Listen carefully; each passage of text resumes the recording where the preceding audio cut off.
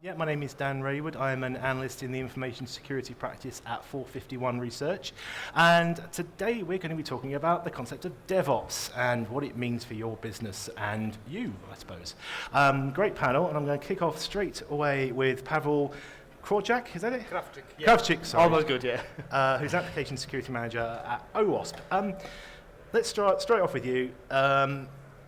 In essence, what does DevOps mean to you when you hear those 6 letters, that short word? DevOps is all about repetition, repeating deployment, compilation and everything very frequently, delivering instantly to the target service and basically checking if everything works. If it doesn't, you just fix, repeat the whole process and go on, which allows you to do enormous things both from quality point of view and security as well. That's DevOps for me. Okay. So James Lyne is a security researcher and his day job is at Sophos, I'm reliably informed.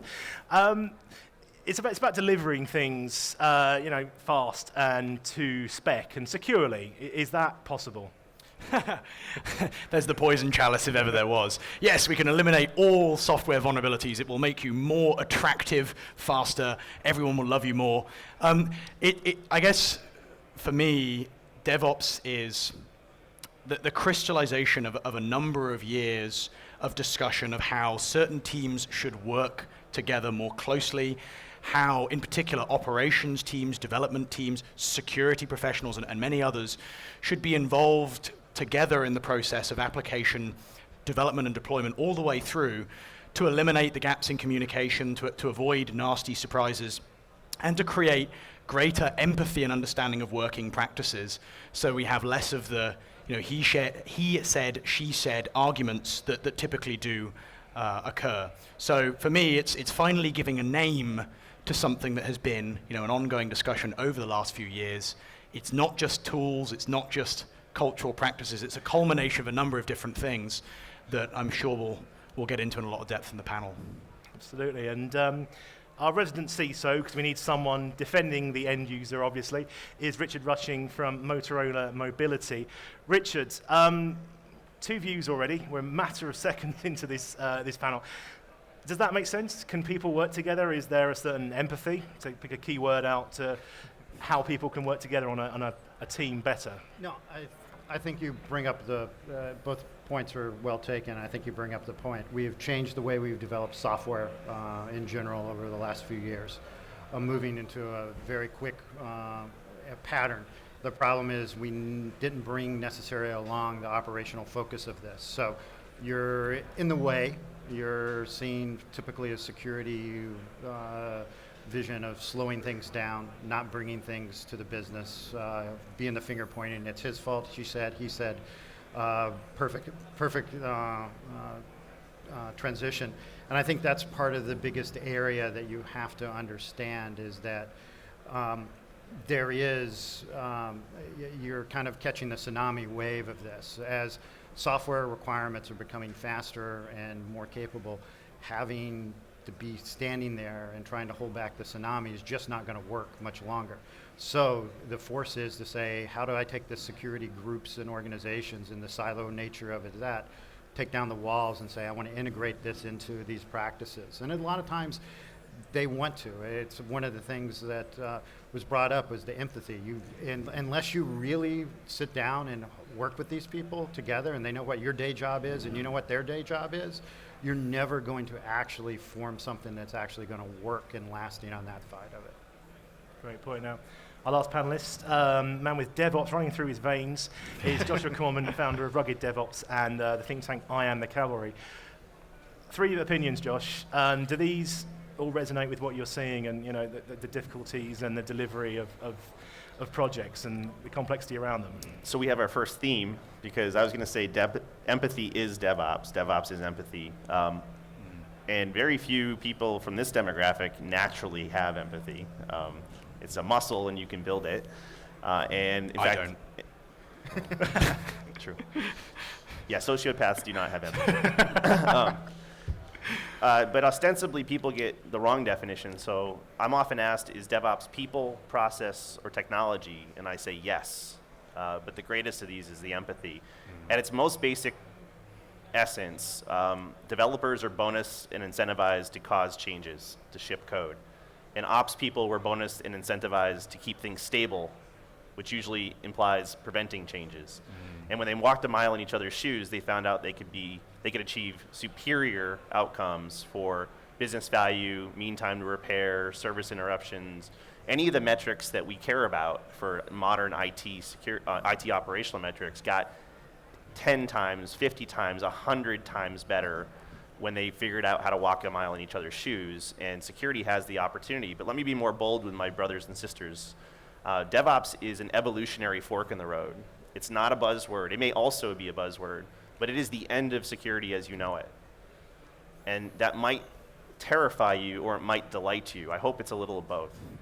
We cannot do 4-day static analysis in the cloud when they're doing 4 deploys an hour, right? Now we may be able to also do that on a sample, but it significantly changes how we drive value, where in the development lifecycle we drive value, and at face value, it forces us to shift left like we always should have. Secure architecture, threat modeling earlier in the lifecycle. And hopefully through this panel, and certainly on Thursday at the Rugged DevOps Day, which is available to everybody, you're going to see that I think the first best way for us to add value to developers, they want to go faster and be more efficient, right? Every developer is bonus and incentivized to be on time and on budget. I think if we could take a software supply chain approach, like the Toyota supply chain approach, it'll be a chance for security people to drive value instead of being a cost and inhibitor, and that's why we prefer the term rugged. In fact, I reject the title of this talk, DevOps Sec or Sec DevOps. While the security echo chamber argues over what to call this, the development pioneers like Adrian Cockcroft, Jez Humble, John Alspaugh, they have settled on rugged DevOps. So let's just put it to bed. Pretty much because, not just because I like the term rugged and the Rugged Manifesto, but mostly because security is a cost and an inhibitor. It's a negative word, it's a pejorative.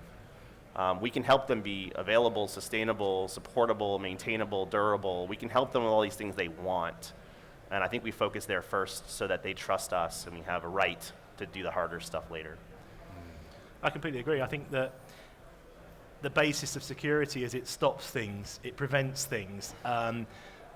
James, is it something that is a negative almost? We talk about security, it's negative, let's be completely honest. Go down there, it's people stopping things, it's preventing things. We're all trying to get things better. And can application development, we're talking about securing application development, can it be achieved better? Like I say, it's about times and... I mean, I am often that guy. Like, I am the guy, I mean, in many contexts. I didn't pick you on purpose, but... We can raise your hand.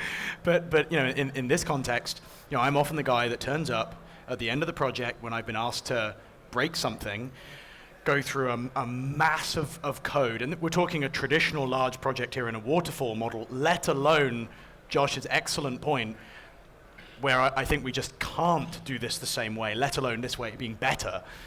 I turn up, and you find all the holes. You go do all that static analysis, you do a bunch of reversing, you do a bunch of fuzzing, you try all these different techniques, and you turn up with this report of many pages of horror.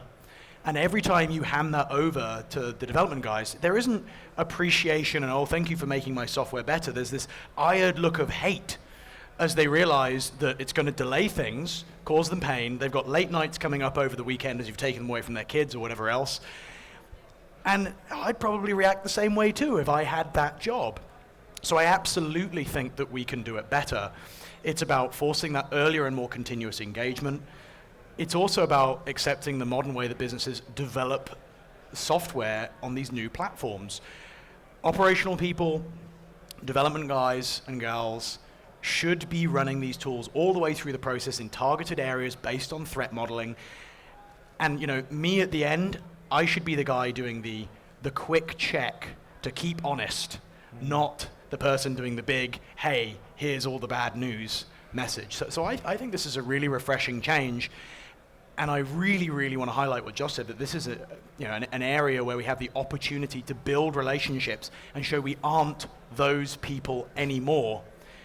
And in the small number of businesses I've seen adopting this very aggressively over the last couple of months, I say small number because I've been stuck on a plane, but the businesses that have done that, it is amazing the appreciation shift. I've had developers being interested in crypto best practice. I've seen them being interested in the correct use of boundaries, in this particular architecture, which is a total role reversal to what I'm used to. So I'm an avid fan for that reason. Yeah, fair enough.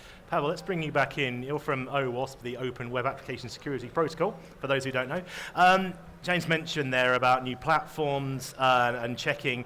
Is there the technology there to actually do that checking continuously, or is it more about just doing that last-minute check?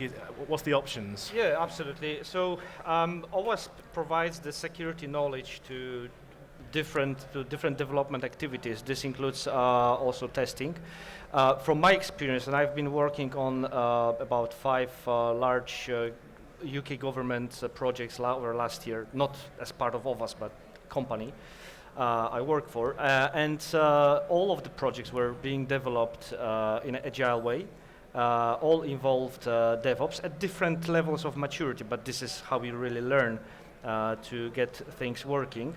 And at the end of each project, I would say the final result was that we were happy with as a security consultants was this when we were able to put all the security testing, maybe not all, but majority of the security testing into the standard testing suite used at given project.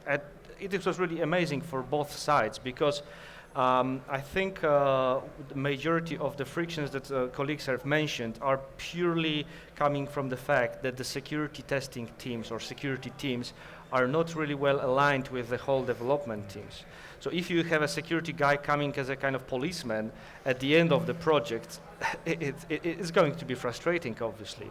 If you work with the developers from the very beginning, if they know you, you had a few beers initially, you've been through the architecture, drawings, you have your lines on the whiteboard, and they know you from the very beginning. Even if you don't spend the whole week with them, they really get to know you, and they are much more open and they speak to you. And this is purely the concept of DevOps for me. Sure. To my surprise, Gene Kim and I ran a one-day rugged DevOps track at the RSA conference a couple weeks ago, and we're doing something similar here Thursday. But we asked all the speakers to put together a diagram of their DevOps tool chain. So how do they go from writing code to staging and deploying code? And in nearly every single reference diagram, there was either Zap, which is an OWASP project, a web proxy of sorts, Zap and Gauntlet, Gauntlet is another free tool written by the security community, or it was either Zap and Gauntlet or Burp Suite and Gauntlet in nearly every single one. And these were not security people. They've just kind of found our tools without us and done their best to leverage them for automated system and unit testing. And this comes from the idea that they already have, which is they like to be mean to their code. In fact, if you haven't read up on Netflix and their Chaos Monkey, Chaos Monkey would deliberately inject failure into production at all times. They would shut off a database or shut off a WAN link or shut off an application instance because their philosophy was the only way to avoid failure was to fail all the time. And as such, when Amazon had a massive regional outage that took down almost every single one of its clients, they all thought that they would just do the live migration and failover would magically happen, but the only one that successfully did it was Netflix because they had already experienced those failure conditions. So you already have a cultural pattern where they want to be mean to their code. Why don't we give them better tools and techniques to be mean to their code in a way that they are inviting us to as opposed to forcing it upon them? They've got a whole different set of monkeys. They have now. a simian army. a simian army. Yeah. And actually a lot of them are on GitHub as well, aren't they? They're open source, you should as check is them out. Gauntlet. Yeah, they had a Chaos Monkey shut things off. Conformity Monkey made sure they were configured properly. Compliance, Janitor Monkey shut off underutilized instances so they didn't waste money on Amazon instantiations. They found that Chaos Monkey wasn't strong enough, so they made Chaos Gorilla. And Gorilla wasn't big enough, so they made Chaos Kong, which gets rid of geographic availability zones. So they just keep making a bigger and fiercer army of which you can avail yourselves. Is this in response to applications being kind of greater and greater and more and more content that the testing frameworks have to be greater and greater to match that level? I mean, I think part of it is just the fundamental nature of computing. I mean, the last few years have seen the biggest transition in the computing model that we all use since we shifted from the mainframe to the PC. Like widespread use of virtualization, the cloud, and associated set of technologies and practices underneath. Everything is more dynamic, more scalable, more geographically distributed. Combine with that a ton of new development methodologies, tons of high-level languages as well that are abstracting a ton of this stuff, and just development is more vast, dynamic, and harder to put your hands around than it ever has been before. And again, I think that is one of the major forcing issues of needing a practice, like rugged DevOps. I mean, Josh used the word crystallize, and I think the timing is no accident. I think on the other end of that, you have the ability that the apps now have a scalability issue that are operating on scales that we've never seen before. Hundreds of millions of users using a single application in some cases on a regular real-time basis and that. And when outages occur, it used to be, putting up a static page that says, sorry, it's no longer there. Now becomes the bane of, okay, everybody's starting to clock and see how fast you recover. What's the issues? Oh, gosh, that took longer. You have everything is very public, as well as the other side of it is largely scalable. So outages occur in geographical areas now, data centers and things like that. So testing at that scale is now has to be done for the applications to be able to be redundant and reliable, which is one of the key areas that security seems to have often forgotten about, is how do I make things reliable and redundant in environments. I think that's the key, isn't it, about reliability, making things work. And if we're going back to the empathy concept of people working together and understanding each other's, respecting each other's work, I should say, is deliver it. But one person is trying to achieve a job and get a job done of delivering something that's a project that they've got by June 5th, you must deliver this application that does this. Richard, is that something that someone would come to you as a CISO and you say, I'm working on this, do you want to join me? It's one of the things that now it is almost the requirements that's there. Your timelines now are actually compressed by the businesses. They want something yesterday, as needed. Change of market forces and everything else drives different goals and different requirements, and the requirements may change on the fly. If you're not involved early in partnering with the groups in that, you're going to be in that hard situation where you're going to have to really explain how substantial is the risk of this actually going live with what's in there versus fixing it and doing the right thing. And everybody wants to do the right thing. There's not a developer out there that says, I want to release code with bugs. No. That's for sure. And at the same time, you don't want to be, like James pointed out, I don't want to be the guy at the end of the day that says, this is about to go live, I just tested it, here is your report, go fix this. Because there's usually some creative words used in that, and some arguments that occur at a different level that goes, hey, we have to go live with this. And I think that's some of the issues you definitely have to address early on, that says, here's where your issues are going to come up. If I've now tested this early on, I can get rid of some of the architectural issues and some of the stuff that is going to take a huge amount of code rewrite to be able to fix and resolve. Yeah. There's also as security professional, so out of interest, how many of you are security people? How many of you are like staff developers, development managers, or development fans? A few of you. How many of you don't really know why you're here? Oh, there's always a couple. It's always that guy and that guy. So, I mean, that's actually quite, that's a nice, it's better than it was a few years ago, right? This is progress. As security professionals, one of the things we have to do is look in our heart of hearts and admit to the fact that we break things, we find flaws, we get infuriated with why things aren't getting better, and then we give recommendations that are very often completely misaligned to reality of modern day production. We say, well, just go use this cipher, or just do this, which are things that would never actually work in a real production environment. They're really academic, right? I've done it. Yeah. So a mistake we made one of the philosophies of DevOps is you just fail fast and iterate. It's continuous process improvement. So in the spirit of failure, I failed and Gene failed pretty hard the first 2 years. We were trying to encourage developers to go to their first OWASP meeting. And while I have love and respect for the contributions OWASP has made, several of them came back to us and said, I'm never going there again. They told me I was lazy and irresponsible and I should have sanitized my inputs and why wouldn't I paying more attention, and you violated number 7 of the OS top 10. And so while there are good chapters and there's tremendous technical value there, we haven't had the empathy. So I'm going to ask a question and then answer my own question. What was Heartbleed? What kind of an event was Heartbleed? A security event, a breach, an incident? A media frenzy? To a developer, it was none of those. It was unplanned, unscheduled work. So if you want to speak to them in terms that they cared about, Heartbleed, to go back to my project I worked on 6-9 months ago, maybe 3 years ago, to see am I affected by that version of OpenSSL, replace it with something else, do a bunch of work. It made me late for my sprint, for my current project and my commitment. So if one easy fix is we use the language that they care about. So Heartbleed was unplanned, unscheduled work. To an ops person, it wasn't a breach, it was a Sev 1 outage, Severity 1 outage, or it was a break fix.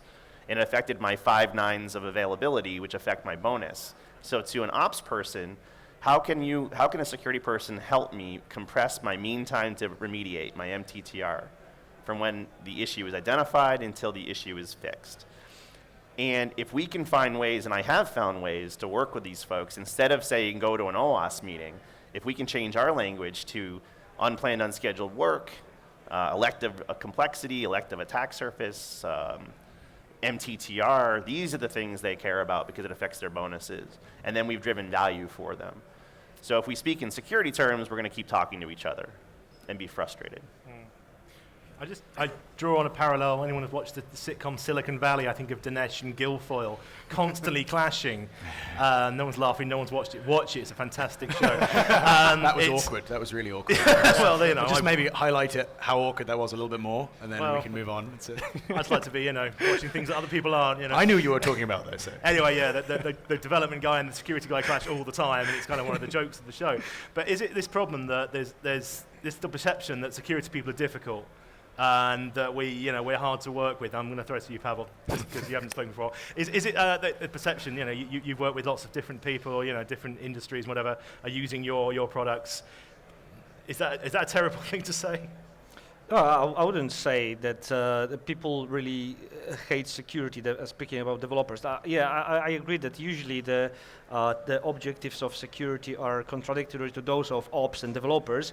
But this is if you don't really explain to the developers and ops, what are their objectives. So if we speak about, for example, out times for patching, they usually will realize that the outage caused by successful Heartbleed compromise will be much bigger. So at this time, they will react really quickly and they will understand it. So all it comes to the education. If you work with the development teams and ops team from the very beginning as a security consultant, if you just give them initially as a live session of hacking web applications, even there's a simple examples using OWASP WebGoat, for example, they were really interested in that. And you will see much more engagement from them and much more questions from them about security. And they will be actually coming to you after reading articles in the popular IT press about things like Heartbleed. And this is when you come to them as a hero and say, okay, it's long time ago patched. Let's move on to the concept of secure application development, as the screen says. I mean, applications are delivered, and James, you've talked there about deliver to time, deliver to schedule, and it's about people working together and empathy. Are applications inherently insecure? Obviously they're not, because Microsoft don't sit there going, here's 365, deal with it. Josh mentioned Netflix as another one. Is it the case that just application security, we've been talking about that for a number of years, is still at a stage of let's try and get there, rather than actually one of delivering secure deployments? Well, look, so you take any given application, there will always be vulnerabilities, there will always be flaws, there will always be human error, a technological design issue.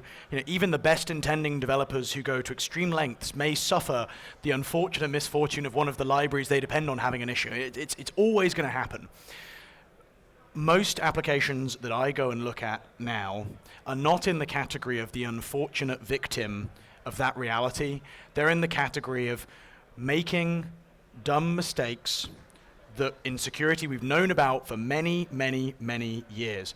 Sometimes due to well-intending developers suffering from an operational mistake, a bad version, or, oh, you installed it that way. Other times it's the developers making an error in the implementation. Often a lot of basics. I'm doing a lot of crypto work recently, and it's amazing how many developers will, with best intention, go and read a bunch of articles, write a crypto implementation, get it horribly, horribly wrong. It's almost never the crypto. It's almost never the crypto, right? Exactly. The maths works.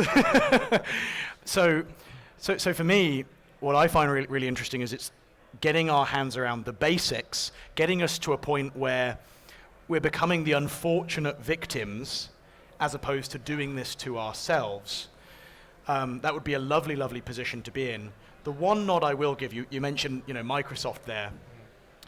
The ecosystem around us to prevent defects from becoming extremely serious has got a lot better over the last few years.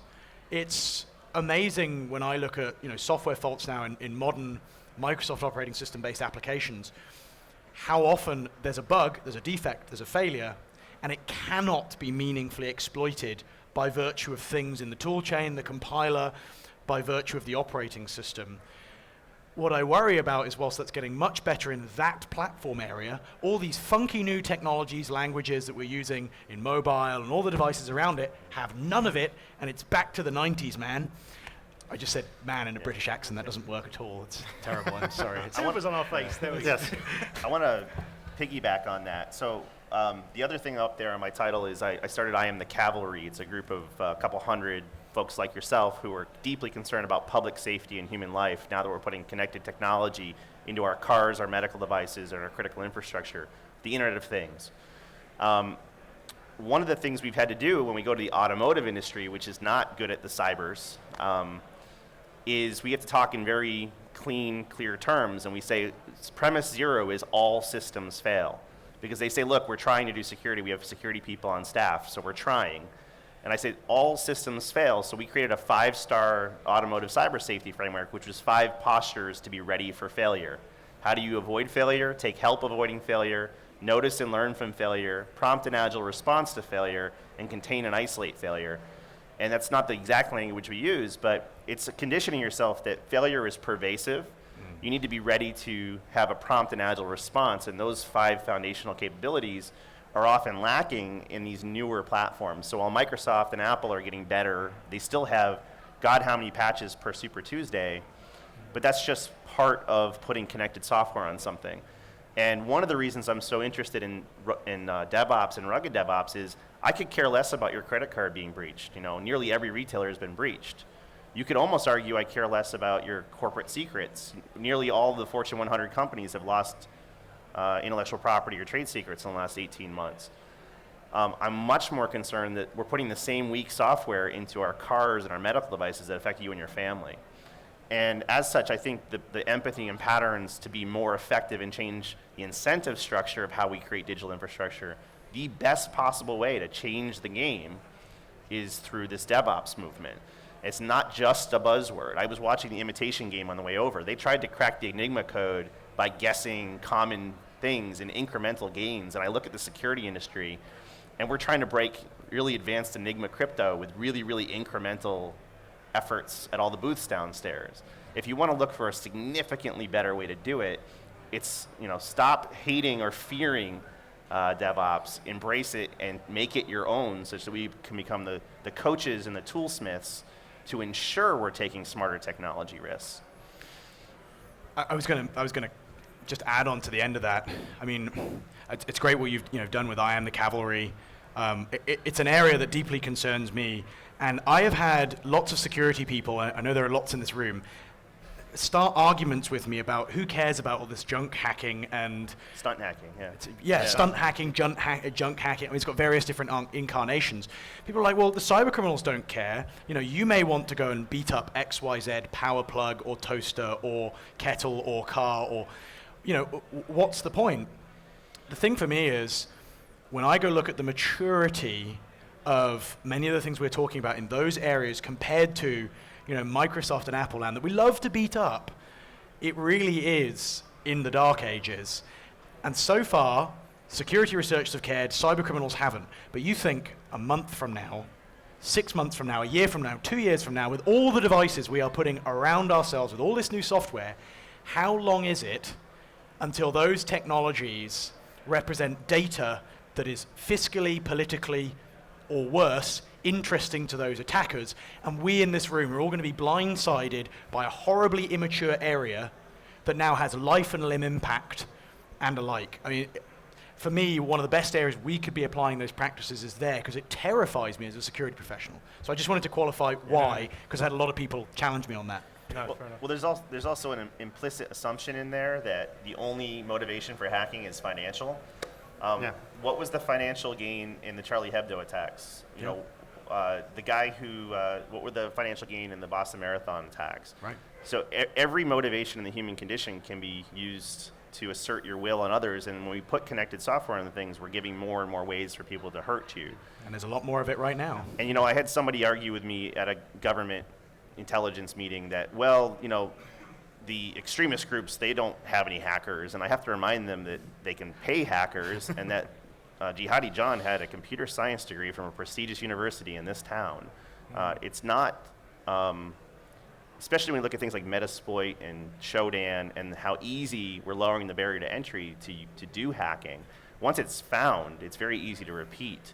So I am deeply concerned that we're being too cavalier about these dependencies. But you know, back to what you can do, I would say stop admiring the problem or feeling the problem and just get started. One of the first things that the DevOps guys did is they went to the security people would go to a Scrum or Sprint. So there's already a meeting for developers. Don't come to them after their product's done. Go right at the beginning when they're starting a new Sprint or Epic on what they're going to build, why they're going to build it, and find the language and terms they use such that you can inject, instead of a use case or a story, you have an abuse case. So one of the first ones we did when I was at Akamai is there was already a use case that this site has to handle this many concurrent connections at peak traffic load. So all I did was, instead of creating a new problem for them, I added the sentence, while sustaining a DDoS attack of 12 gigabytes or more from Anonymous, right? And then all of a sudden you've expanded an existing vehicle instead of giving them a new problem. I was going to ask, are we having this DevOps conversation, not this one in particular, but generally this kind of conversation about DevOps, secure applications, secure development at the right time, at this time when we're talking about Internet of Things? It's been a trend for a number of years, but over the last 12 months, always about refrigerators sending spam and these kind of crazy news stories that come out. Are we actually catching this wave at just at the right time? No, I think from a couple of different vantage points, like Josh pointed out, this is an evolutionary fork. You're either going to follow the fork or you're going to, for lack of a better term, become extinct along that nature of that. So I think it's one of the things, as you get into this, there is more network connected devices, so that increases the complexity. There are more devices connected over insecure communication channels like wireless. All of these things are just compounding the problem. It's not something that is out there. And I think the timing is critical, because if you do not act currently, you're going to be on the tsunami. It's going to happen, and unless you've got, for lack of a really good surfing skills on a surfboard, it's going to hit you and you're going to be out of it. And I think that is the critical component of this, is if you don't get out in front of this problem, there is going to be so many things that are going to impact us that it's now the security is just looking for, you do become the chicken little forte. The sky is falling, and yes, it's falling all around you. Where are you going to take cover? And there is not a safe place. What if we are in this at the right time of this, having this conversation? What can we, pass on to the people here in this audience, to those listening at home, to help do things better? Maybe Josh, let's just start with you, because you obviously work from the Rugged Manifesto. So you've got some tips in there. what would be the kind of the top 1, 2, maybe 3 things that you would say if this is what you're going to go home tonight, unless you've got something better to do, and start working on? What are the best first steps to take? Well, first off, go buy the Phoenix project and read it, and then give it to your DevOps and management team and have them read it, because it becomes a common language and a common use marketing case for why this is such an attractive set of patterns to introduce. It's become the Bible, so to speak. And it's less for you and more for your teammates, and they will just love how realistic it is. My answer a couple of years ago would have been, just go to the sprints and the scrums. I think now that we've done enough experimentation, the case that wins the most respect and drives the most immediate value is what I'm calling software supply chains. So if you think about, if you're a developer, Lean came from Dr. Edwards Deming, who went to Japan after World War II, and Toyota's supply chain management comes from his principles. He was a process engineer. And he didn't go to make safer cars. There was no Unsafe at Any Speed book yet. We didn't have seatbelts in cars yet. He went to make cars faster and more profitably. And lean development comes from Deming. Agile comes from Deming. DevOps comes from Deming. They love Deming. The one piece of Toyota supply chain management they haven't taken from Deming yet is supply chain rigor, which is 3 things. Do you pick fewer, better, high-quality suppliers to get your parts from, your software parts from? Number 2, do you pick the highest quality parts and supply from those high-quality suppliers? And number 3, do you have the traceability and visibility throughout manufacturing to know which parts went where? And that way, when there's a bad airbag, you can do a prompt and agile targeted recall. So I've been applying those to my DevOps tribe and Gene Kim's DevOps tribe. And by picking fewer, better suppliers and higher quality and knowing where they went, we can reduce the unplanned, unscheduled work for your entire development force by 15, 30+% per year. That's a lot of time across 2,000 developers, for example. And we can also compress the mean time to identify and remediate from weeks to maybe minutes or hours, because you know exactly what went where. And you have to do, instead of testing 6,000 applications for Heartbleed, you're testing the 10 that happen to use the bad versions. That's a huge win that makes them faster and more effective, and then gives you permission to do the harder stuff like static and dynamic analysis and other sorts of unpleasant things. But I would say the most important thing to do is get started, and that's one of the most aligned with their natural incentive structure that you can do. And I'll be talking extensively about that on Thursday. Yeah, so there's a rugged DevOps track which Josh and some others will be speaking on. Richard, in terms of CISO leadership, what can you kind of pass on to this audience about bringing people together? Because obviously you're like Gandalf standing out front with your staff. I'll make another cultural reference. I don't have the hat or the staff. No, I think it's one of the things that you have to work together. And as Josh pointed out, it's easy steps depending on your organizations and structures. Meeting scheduling for that. Going and attending Thursday's rugged DevOps function to get an idea for the languages and stuff, the communication back. And I think it's back to one of the critical areas we all talked about up here is the empathy. Go not with the staff and say, thou will do the following. Go back and ask how you can help. Understand what the boundaries that they have, the pressure. You talked about earlier about, I have this project that's due in X. How do I make that? How can I help them shave off weeks or months? You look like a hero to them at that point in time. And it's not the fact that you don't want to do it. They will internally affect you that you've been replaced with a clone or something because you're acting differently towards them by giving them instead of giving them, here's the requirements doing, you're also providing, here's 2 resources to help you work with these things and see if we can get the things done faster. And the same thing from an operational focus of that.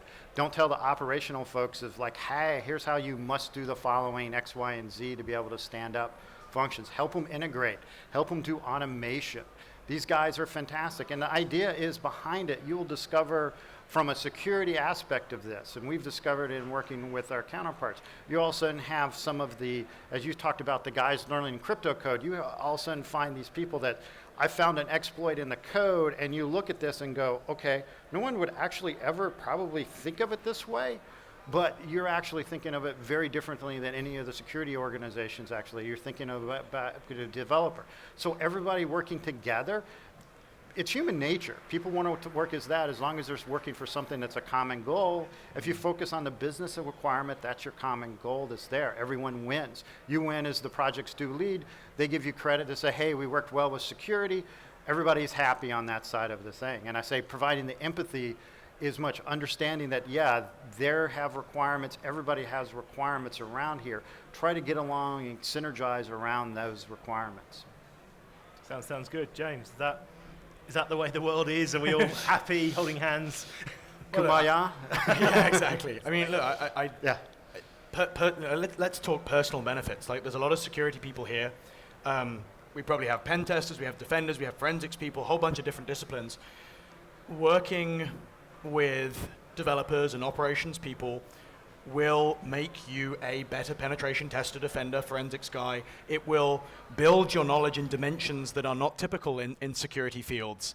For me, working with developers has given me a much greater appreciation of the low-level architecture of modern operating systems, applications, and computers. It makes me able to find flaws more effectively. So from a selfish perspective, focusing on the culture, the empathy, selling this and helping your organization move to it will help you learn and expand. Just a secondary personal plea as well. I mean, it's great that so many of you came to this session, with this title, admittedly a bit of a wrong title. I hope that between us we can sell this as a positive path forwards. And I would love to see, some of the people in this room helping to get this into universities, helping to educate new and upcoming developers, security people, ops people. Like, we can't have a repeat of the last 10 years where we've consistently failed to teach secure coding practices in computer science and development courses in many cases. We need to start influencing the culture on a broad basis, and you in this room are a key part of that. We certainly can't do it on our own. So I hope my selfish sales pitch works for you. Well, one person who can help us is OWASP. Is that something that you can see, Pawel, that you think actually people want to learn about this? Is something that we can start at a younger age? We could talk about skills storage, but there's probably another session about skills. Or you can talk to IC Squared. But is that something that people want to actually try and do things better? Because ultimately that's what security is about. It's not just about let's try and find the most complicated way. The best way to really see the state of the security education is just to go to Stack Overflow and just browse some typical questions about authentication and so on. You'll see there, it's very interesting because it shows you will find some really horrible things posted there. Some of what James has mentioned, that are especially around crypto, it's incredible what you can find there. But then the good thing is also that there is also some downvotes, which is very good because the bad examples don't get propagated more. And there's also a lot of comments, and usually you will find some comments that will explain what was really wrong with this original answer. So this is really a kind of boiling pot, and there is every single wrong example stimulates a discussion, so it attracts more people, curious about what was about this thing, and this is also how people get educated, because this is how they discover things like OWASP Top 10, the developer guide, and so on, because there's lots of references, and they really start to think about security not in the terms of a best practice checklist, but also they try to refer this to their everyday problems.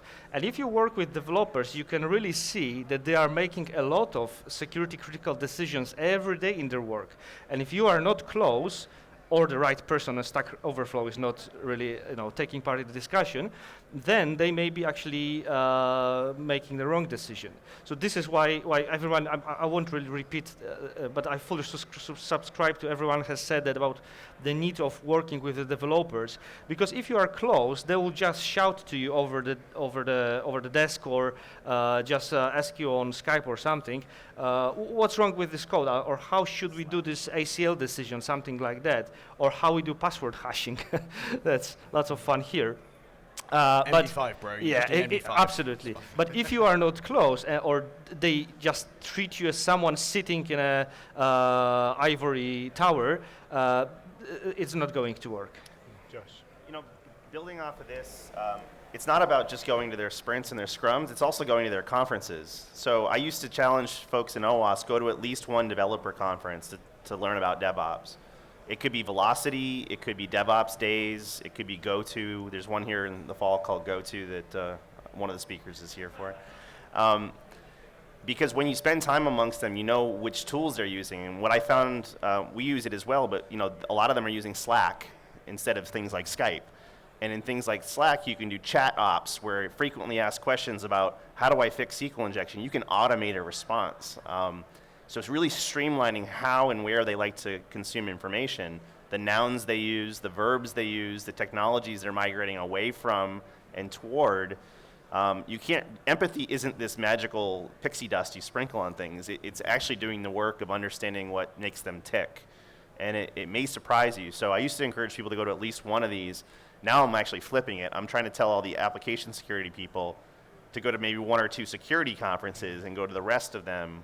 Amongst those we wish to, you want to look at yourself more as an ambassador or a translator as opposed to a traffic cop or a finger pointer. A helping hand instead of a pointing finger is usually good. Great point. I've just been given the 5 minutes. Does anybody have any questions? There's a roving mic, I assume. Just one right here. Maybe take 1 or 2 if you're swift. Okay, thank you. I would like to have a question regarding the Internet of Things. I have the impression that actually the development that we are seeing there, I've had the opportunity to assess some of them, are having exactly the same mistake than 10 years ago when we were developing unsecure code. So what are your views on that? Quite good for you, James. So Internet of Things, I think you're talking about people's networks. We've already experienced most of this on our networks. We have things attached to these networks. If you look at the Internet of Things of all these different devices, a lot of the devices are, as for lack of a better term, supply chain devices. We need to make them cheap, flexible, and upgrade is not part of their thing. Deployed once, it'll last 3 years, and guess what? We'll replace it at that point. It needs to be. That's the issue, is a lot of these things don't have the memory that's capability that even if I wanted to replace the firmware and flash it, it doesn't have the memory that's going to be able to do it. So these are kind of one-off devices that are going to have vulnerabilities. We've already seen anything that's using, lack of a better term, an OpenSSL library that's been needs to be fixed. And guess what? All these Internet of Things, that's the way they're protecting the data that's actually there. Can they be fixed? Usually not. So it's kind of, if you want to say waiting for a disaster to happen, maybe so. But at the same time, it is very critical on that side of it that says, hey, we need to think of these things differently and design them differently. They're not a supply chain to make it cost effective to build 1 million of these things. It needs to be cost effective and secure at the same time and upgradable. Through my day job and through I am the Calvalry, I'm working on a legislative fix in the US and in Europe. The UK government's been engaged as well. And essentially, the US bill, if you want to look it up, is called the Cyber Supply Chain Management and Transparency Act. But if you also remember the 5 stars I did for cars, basically what we're saying is, if you're going to put connected technology on something, there's 3 requirements in this particular piece of legislation. Number 1, you have to provide a bill of materials of the third-party and open source software used in its construction with their version number. So just tell us everything you use, whether it's OpenSSL or Struts or Spring or Bouncy Castle. Number 2, that list should not contain known security vulnerabilities for which a less vulnerable alternative is available without a written justification.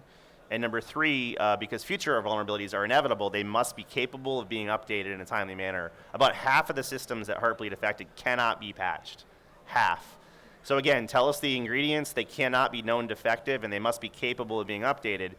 And even if the laws don't pass, the insurance industry and Underwriters Laboratory are also emulating this feature. So what it may take is somebody getting killed by a self-driving car, or it may take the insurance industry saying, you can't buy insurance if you're using poor hygiene, or your insurance premiums are higher if you're using poor hygiene. We think that's the way to get scale on the Internet of Things, is basically look at this as a public health issue, and these are minimum hygiene standards for the consumption of bad software. 30 seconds. So I very much agree with all of that, and I think what you've articulated as the 3 key areas will have a massive dent on this space. I mean, just a few weeks ago, I looked at a bunch of CCTV cameras. 7 out of the 12 were vulnerable to Heartbleed. The rest didn't have HTTPS, except one which had actually patched it. That's what we're dealing with, one. And the others, I mean, security through incompetence is, I guess, one way to do it. I mean, no SSL is one way to avoid Heartbleed. But what I want to do here is just link back to why we're here with this exact example. Microsoft used to suck. They had years of no defenses, no mitigations, poor practices. They made an SDL, they improved, they learned, they revised it, they made threat modeling tools. You look at a modern operating system, you've got data execution prevention, address space layout randomization, safe structured exception handling, null pointer dereferencing protection, kernel guard pages, stack guard pages, blah, blah, blah, blah, blah, control flow guard, you name it. The reason we are creating new things with none of that is because we're not involved in the discussion at the right point to build them in whilst it's free and easy, and we're turning up at the end, as we always do, going, you suck, try harder, here's a bunch of work. This exact area demonstrates why this conversation is so important and how it must change. I think we have one more question just over there. This question is for Josh. And in relation to what you just said about construction industry and bill of quantity that is going to be required, and I think it's a good idea, brings to my mind engineering aspects of the whole process. And I think one of the things that has not been mentioned here today, apart from closer collaboration between the teams, which seems to be the key factor, is the actual design rules involved. Mm-hmm. Because it doesn't seem to be in any kind of the movements that you have mentioned today, there are any aspects of strict design rules as we see in other disciplines. Yeah. And that is the problem. Yeah, if you build bridges, if you're an architect and the bridge collapse, you've signed your name to that, you'll never be an architect again. Part of the Rugged Manifesto, I'm going to read you one line, or the first 3 lines. I recognize that software has become foundational to our modern world. I recognize the awesome responsibility that comes with this foundational role, and I recognize that my code will be used in ways I cannot anticipate. It was not designed and longer than ever intended. Part of the spirit here was to be like the Hippocratic oath that doctors carry, or engineers carry, or architects carry. And we don't act that way, but we need to start acting that way and take the role more seriously. And I do think it's going to be the threat modeling and architecture which will have the biggest impact on the downstream consequences, but we are pretty far from that. And I think that the stepping stone between the state that you desire and the state that we have is to embrace DevOps. That's a good point. No, and that is a good point to leave, unfortunately. Do check out the Rugged DevOps track, which is on Thursday with Josh. And thank you very much for being a lovely audience. Thank you. Thank you.